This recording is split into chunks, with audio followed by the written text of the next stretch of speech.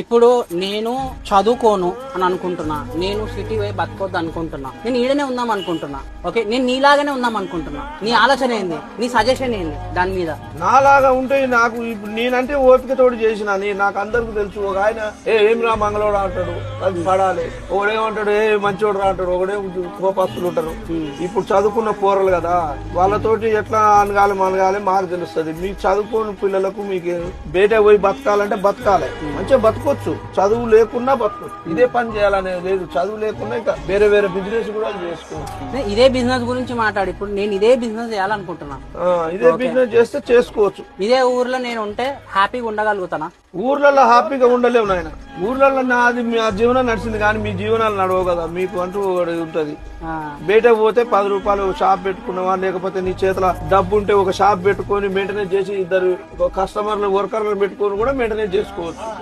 అట్లా చేయొచ్చు. ఏది ఉంటే అది మన ఓపిక మన ఎట్లా ఉంటుందో మనం చేసుకోవచ్చు. డబ్బే కావాలి, చదివే కావాలనే లేదు. శక్తిని బట్టి మన ఆలోచన బట్టి కూడా పనులు చేసుకోవచ్చు.